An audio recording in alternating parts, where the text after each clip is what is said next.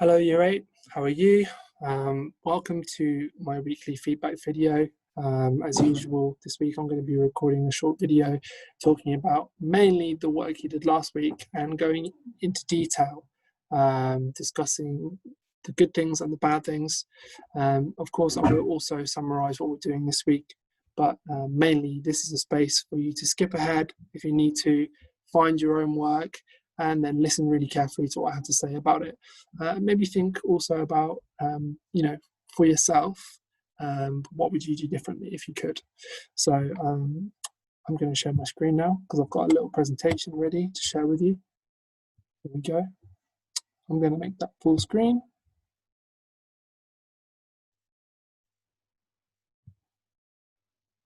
Okay, and I'm going to go back a little bit. So here we go. This week is a digital task, which means that we'll be using Brushes Redux again. Your job is to create a digital still life painting of your dinner or any meal before, after, during eating, and we'll talk more about that later, on a table in your home or any surface really.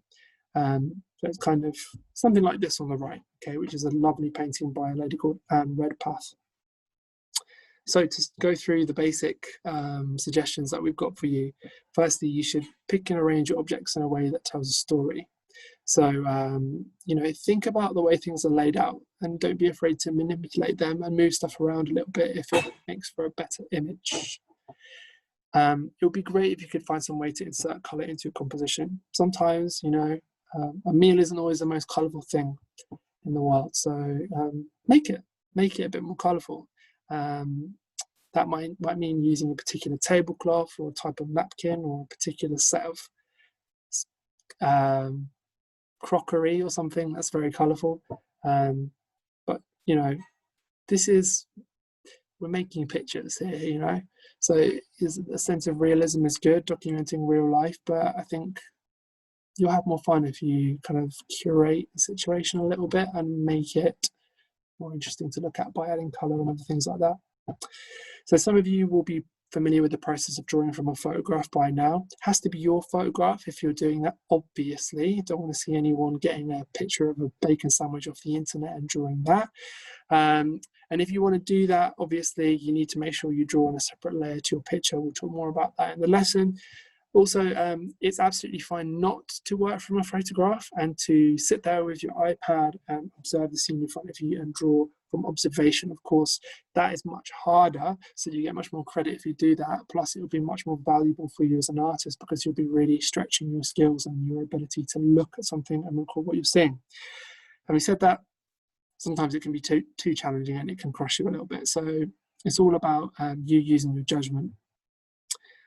As always, you should work from the background to the foreground because that's the best way to create a picture that makes sense. And you should start with the biggest shapes, the most obvious shapes, the most simple shapes, and then, slowly look at the details, refine, zoom in, think about surface, think about color, all those other things. If you can't get hold of Brushes Redux, which we should have it by now, come on. But if you can't get a hold of it, just get hold of the best drawing materials you can. So please, no biro drawings on the back of a receipt. Okay, find some nice paper. If you took your sketchbook home, that's perfect. Get a nice soft pencil or a really nice set of coloured pencils or a really nice set of coloured markers. But I'd really like to see people taking some pride in their artwork. And that's pretty much it. We're going to look at these artists down here. We've got Morandi, Peters, Redpath, and Tinsky later or in the lesson. And I'm just going to quickly skip through some of the exemplar that I made now. So this is my finished painting. And throughout the lesson, we'll be talking about how I made that, struggles that I went through in order to try and make it, and the decision-making process that I went through in order to arrive at my final idea. And you're going to see videos that show my painting process as well. Yeah. It's going to be great, okay? And your work's going to be great as well. So I normally teach 8A, 8D, and 8E, so I'm going to talk through their work now. Later on, I will read Miss Stewart's and Miss Barrett's feedback as well. This week I'm starting off with Aisha and Daniel. I was really happy with Aisha because I felt like she was adding some time to the face, which is something I've noticed that she doesn't often do before, so it's really good. And she did it last week as well with her drawing of an interior space. She also used a bit of text to fill the space around the figure, and also referenced one of Rodney's most famous paintings, How the West Was Won, in her drawing of him. So well done. It felt pretty serious, this drawing, quite dark in a way, but that's okay, because a lot of the things that we're thinking about at the moment are quite dark and quite serious. Of course, Black Lives Matter is a very serious message to it, yeah, so it's kind of appropriate.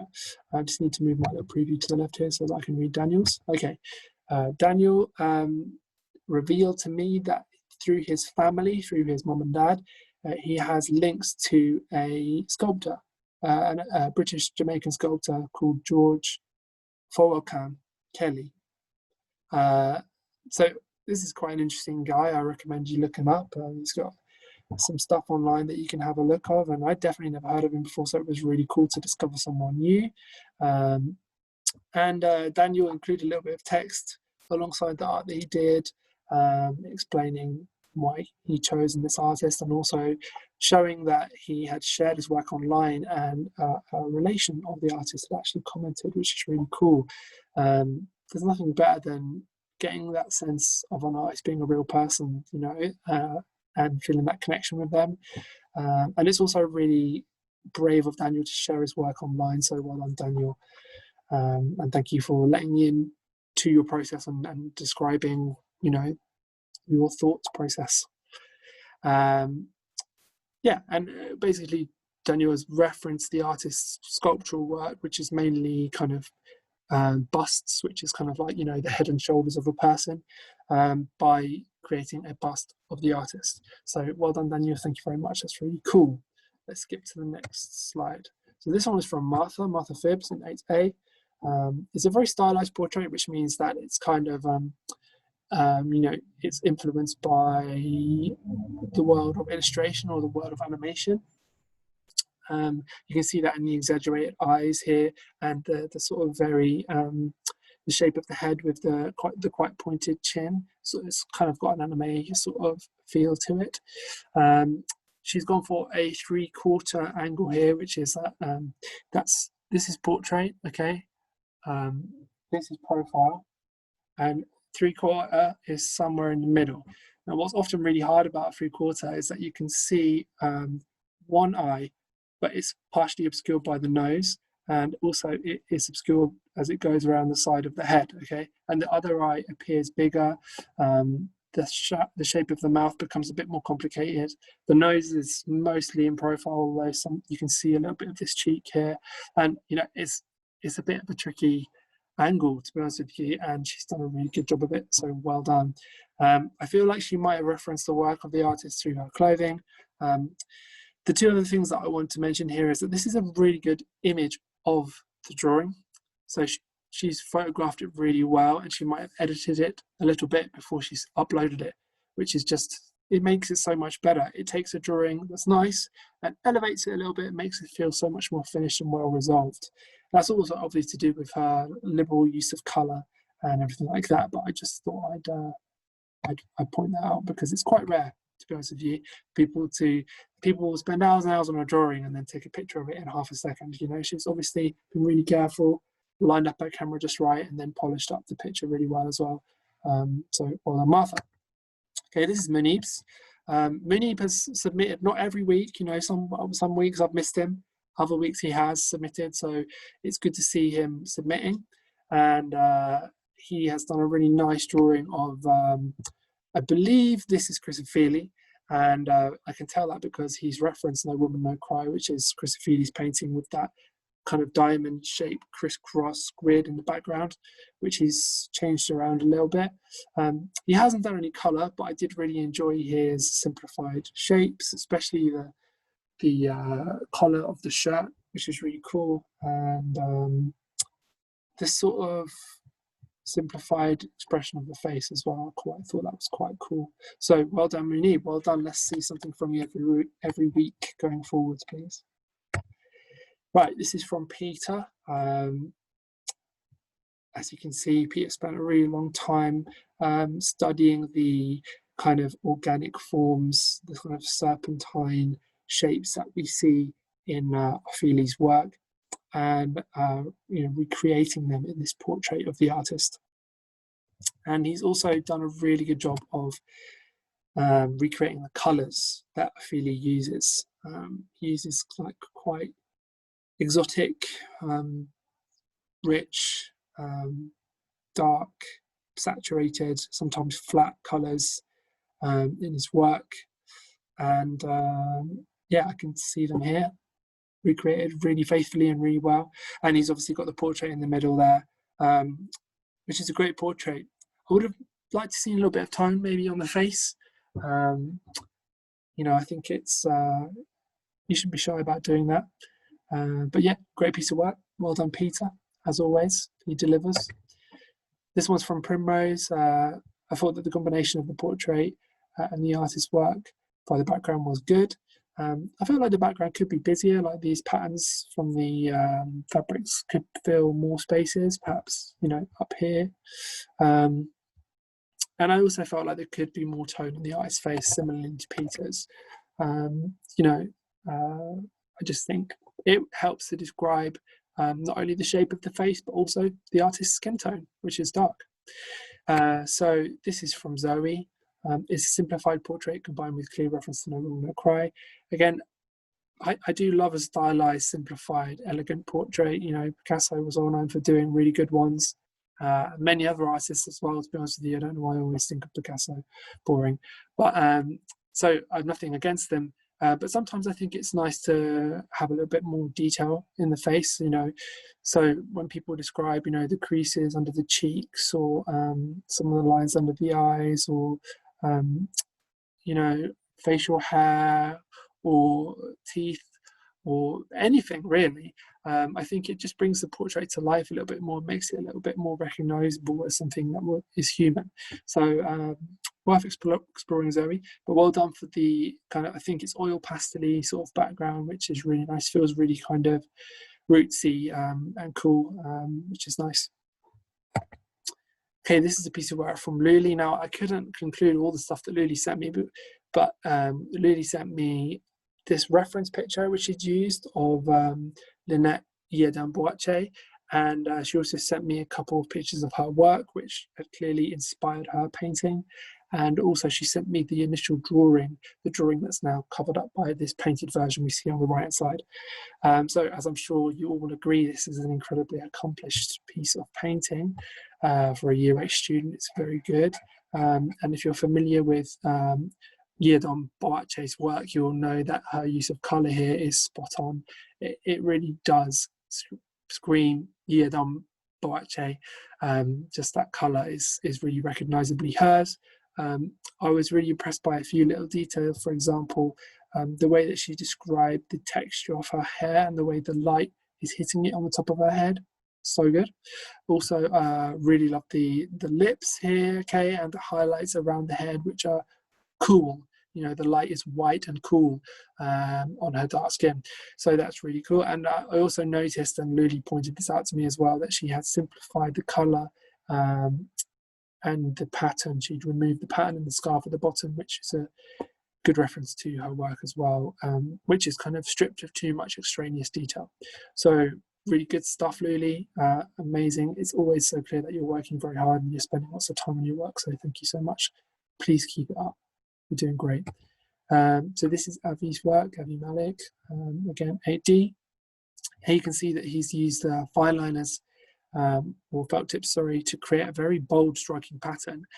He's separated all those areas of colour with harsh black lines, which is quite cool. And he's also made the interesting decision to split the subject's face in half. You see in Christiana, I believe, she split the subject's face in half, and he's put a nice pattern there on the right hand side, which kind of helps him melt into the background. I think it would have been good if you'd perhaps done a part of the hair in the same style as the left hand side of the face. That could have been cool. And maybe you just pressed a little harder with the pencil and built up the tone a little bit more, so his skin has felt darker and his face felt rounder, or more 3D. That could have been cool, but generally it's a pretty striking portrait. Excellent work, Ali. So here's a beautiful painting from Bieber in 8D. Very sophisticated use of paints. Excuse me, my nose is tickling. Oh, hay fever. So, Bieber's obviously got this lovely fabric at home which she's allowed to paint on, so she's very lucky. But she has also done something very skillful here. She's deliberately flattened some areas of the character. Oh, excuse me. Whew. She's flattened some areas of the character here, just like this artist does. Now, I believe this artist is called Njideka Akunyili Crosby, and she's technically Nigerian American. So she's not British, but that's fine. Okay, if you haven't seen her work, everybody, you should definitely look her up. She's really cool, and you will see immediately the link between what Bieber has done here and the artist's work, because she's really captured her use of flat color, but also these little moments where she really carefully models. And when I say model, I mean like she's used tone to describe the three-dimensional aspect of something. Yeah, so a really lovely piece of work, and it's nice to see a little detail shot there on the left, which is zoomed in with the camera. I showed us close up in detail what she'd done. Cool piece of work. Nice one, Bieber. Thank you very much. These two pieces of work are from Hal Tulin and Tizia Misri, sorry, and they're great. They're great pieces of work, and they're both quite cheeky. Hal's on the left is kind of a collage. He sent me a series of photos where he was trying to get that sort of globe to balance on top of a mannequin, which he dressed in clothes, and he put like a mop on it as well. Reference to Shona Burris' hair, which is he's got kind of this really great hair. And it's quite funny, and I quite like the sort of the way he's made it work by sort of sticking the two photos together. And then Tizia on the right hand side, a really cute response. Again, she took a few photographs and made a little film, so I'm just going to play it. It's really cool, and I'll show you another example of this in a second, to see students going back and reusing skills that we've already practiced. So some people are going back every now and then and they're doing digital work when they've not been asked to, which is really cool. And some people now are going back and they're taking photographs and making GIFs out of them because now they know how to do that, so why not? Sorry, just a little sip of my coffee. So although these are both really cool, are they a proper portrait of the artist? That's up for you to decide, I suppose. My initial thought was, these aren't portraits, but then I thought, maybe in a way they are. But anyway, they're so good that I had to include them. Right, so this is from Lola in 8E. These are portraits of Lubaina Hamid, Turner Prize winner from a few years ago, and of course a black woman, a black female artist. So these portraits are kind of in the form of these little cut out figures, and if you're familiar with Hamid's work, you'll know that that's kind of a feature of what she does. She creates these installations full of tiny little figures, and so Lola has recreated those. She's cut them out and she's put these very distinctive glasses onto the figures, which really quickly and easily identify them each as a portrait of the artist. So yeah, I don't know if you've noticed that, but there's a little bit of textiles in there as well, like down, let me just show you, down here on the bottom, that's textiles, which is pretty cool. And she took lots of photographs against a really nice clean white background. So she's kind of set up a white backdrop, bit of white floor, and that's made her subjects really stand out. Her little figures really stand out against the background. So well done, Lola. So this piece of work is from Lucas. He's doing some great work at the moment. I do really love drawings like this one on the right hand side. I'm not sure how well you can see this, but for the different areas of the artist's face, this is Steve McQueen, by the way, an artist that I completely forgotten about, a black British artist that we should have mentioned, but we didn't. But anyway, Lucas knew about him, and Lucas did this drawing. And for the different areas of McQueen's face, Lucas has used different mark-making techniques. So the top here for his hair, he's used little kind of short dashes or dots almost. Okay, they're quite evenly spaced, which is good. It creates a sense of texture. And then underneath the on the bottom lip there, he's used downward marks, okay, just to describe the texture of the surface of the lips. And the same on his cheeks as well, and under his chin. There's all these different marks going on. So I think you could have gone further with it, but in general, I love drawings like this. They're so good, and it's recognizable. If you know Steve McQueen, it's a pretty recognizable picture of him. And just like Hal and Tizia, Lucas did little GIFs, so let's have a look at it. And what Lucas did was he basically did some edits of his photograph. He just took one photograph, but then he edited it in various ways and made it into a GIF.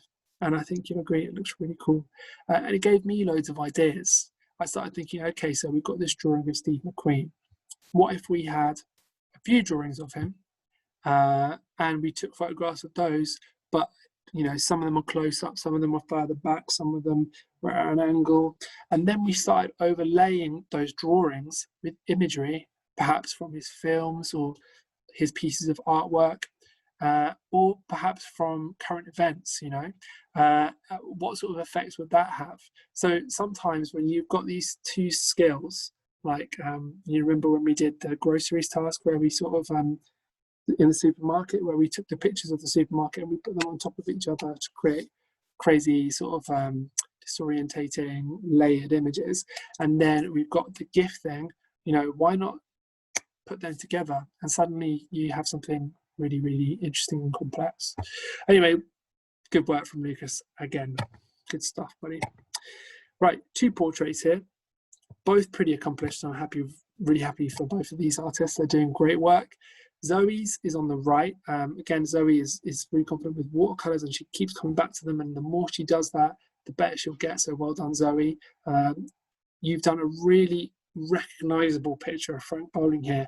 Getting a likeness when you're drawing a portrait, painting a portrait especially, is really hard, okay? Because it's all about describing the kind of the shape of the face and like the 3D shape of the face, and that's so hard because as humans, we're hypersensitive to facial proportion. That's how we recognize each other. You know, how many billions of people are on the planet and you can recognize your mates like that, okay? And it's because we know faces. We've learned to look really closely at faces. So well done, Zoe. Basically, that's a very long-winded way of saying a great portrait. I'm trying to move my little preview thing. There it is. Good. Okay. I also love the way that she's captured his jacket here with the right colours. And if you look in the background as well, this is clearly a reference to his work. So well done, Zoe, all around. On the left is Marcello's work. And you can see it's another great likeness. This is clearly Donald Rodney. You can see that straight away. And he's basically taken Donald Rodney and put him into the background of one of his most famous paintings, which was How the West Was Won. That's the one with the sort of like the policeman and the American Indian or Native American, depending on how you'd like to say that. So as well as receiving all of these pictures this week, I did receive lots of just straight portraits of the artist, as in ones that didn't adapt or include a visual reference to the artist's work. So they were just straight portraits. So although this isn't technically what we asked you to do, which is slightly frustrating, they are really good portraits. And I can imagine what happened. Either hopefully this didn't happen that often, but either some of these people read Satchel 1, attended the lesson, but didn't understand what they were supposed to do, or they didn't attend the lesson or didn't read Satchel 1 and found out some other way about what the homework was. Or this is the second explanation, which I think is a little bit more likely. They started their portrait and they worked really hard on it for a really long time, and then they finished the portrait and then they forgot they were supposed to find a way to incorporate a reference to the artist's work. I think that's more likely. I think that's probably what happened for a lot of people. They finished the portrait and they were so pleased with themselves that they just went, my work here is done. Anyway, these are great. I mean, this one here, Kate Sitaraman, really like that one. That's from Hansi, that's of Lubena Himid. Couple of really nice pencil ones here as well. That's from Eden. I loved it. I love this sort of like stylized figure. It's really cool. Makes me think of cartoons that I used to watch when I was a kid, like really funny ones. It's good work. And down there on the bottom right, it's Alexander. Great drawing from Alexander as well. So some more ones here again. And some of these people can sort of like went the other way. So rather than doing a portrait of the artist and then forgetting to incorporate a reference to their work, they just copied the artist's work. So it's kind of like either they got very confused or they found out, or they weren't in the lesson and they found out about the task from someone different. So not sure what it was, but anyway, there's some good pieces of work here. It's just not what I asked for. Just quickly on that subject, I will say that even if you, for whatever reason, don't manage to do exactly what I asked you to do, just send the work in anyway, because I will still give feedback and I still like receiving it, and it's still good for you to do some art. Obviously, we are asking you to do specific things because we think that they're good ways to challenge you and good ways to push you and good ways to make you think about certain things or use certain skills. So we're thinking about what we ask you to do very carefully, and it's important you try and do those things. But if for whatever reason it goes a bit wrong or you end up doing something different, just send it anyway. I'd rather receive something different, something random, something unexpected than nothing at all. Okay, just thought I'd say that. Okay, let's talk about Stuart's work. This one is from Amir, a lovely technique replicating painterly style of Yedem Boache, using felt pen and water to blend colours. Some great watery effects here, Amir. Nice variation in tone and full use of space, including background. Great attention to detail in pattern and clothing. Well done, Amir. Anastasia, a really sensitive and delicate portrait of Lubena Himid by Anna. Lovely mark making and texture, and interesting use of cutout collage to reference artist's work and style. I love how you brought some of this into the clothing to bring the two elements together. Well done, Anastasia. This is from Maddie. Maddie found her own artist and introduced me to someone new, which is awesome. She has clearly referenced Garfield of London's work and even managed to capture a bit of a likeness. Great use of bold colour and thick textured paint, clean, precise pattern. That's really cool. Something about that reminds me a little bit of Jonathan Lasker, but don't know if you know that guy. He's cool. Nice piece of work, Maddie. Well done. This is Annalise on the left. Nice line drawing of Sonia Boyce by Annalise this week. Simple, clean shapes and pattern. It would have been great to see more colour, like in Boyce's paintings. Exactly. And then on the right, from Jan, fantastic response to Donald Rodney and great reference to his style, while Jan has employed his own trademark marker work with bold lines and colour. Really love that, Jan. Is that a big picture as well? It looks like made up of small pieces of paper. Pretty cool. Great to see your own style developing. Yeah, I agree. Okay, so on the left, oh no, wait, that's a Donald Rodney on the right. So I found this out recently because I was looking on the Tate website, and there's actually about 40 of Rodney's sketchbooks on the Tate Britain website. And you can literally go through his sketchbooks, which is amazing. And they contain some pretty interesting stuff. Some of the pages are just him thinking, like notes as well, just phrases that came to his mind, but some of them are amazing drawings. And there's like this one on the right, which is amazing, isn't it? It's such a cool portrait. Great sketch by Ruby, referencing a specific work by Rodney and his particular style. Love use of mark making, to suggest form. Really cool, Ruby. Well done. Thank you so much. Let's talk about Miss Barrett's group's work. So Abdul Rahman on the left, lovely, let me move my little preview out of the way. Lovely sensitively drawn pencil portraits, both capturing a real sense of Linkesh Shonabare and both incorporating his trademark colourful patterned batik textiles. So Abdul Rahman and Brianna on the right. Good stuff, guys. Well done. Thank you. Rayham did an amazing digital portrait. Even though this is a digital work, it still somehow manages to capture the distinctive painterly style of Lynette Yedam Boache And Lauren, a return to pencil for Lauren this week, a sensitive portrait with lovely feel to it, although I would have still liked to see some colour and a reference to Boache's style. I agree, that's a similar problem with my groups. Some beautiful work, but the reference to the artist wasn't there. It's just a missed opportunity, but you can't argue with a pencil drawing that lovely, can you? So well done, Lauren, well done, Rayhan. Two lovely pieces of work. Marat has taken an original approach to the task. I agree.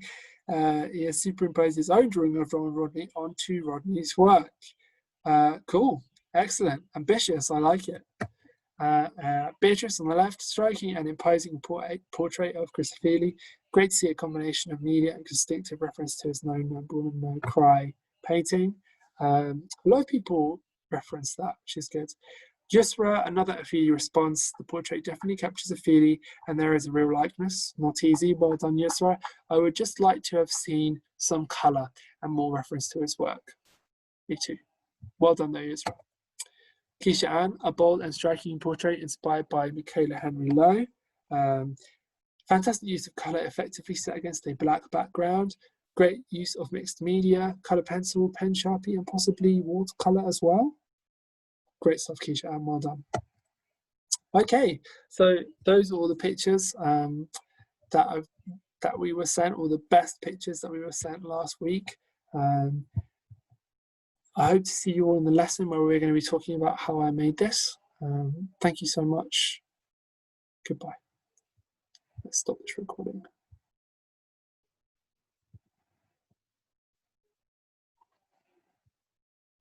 Any moment now. Bye-bye.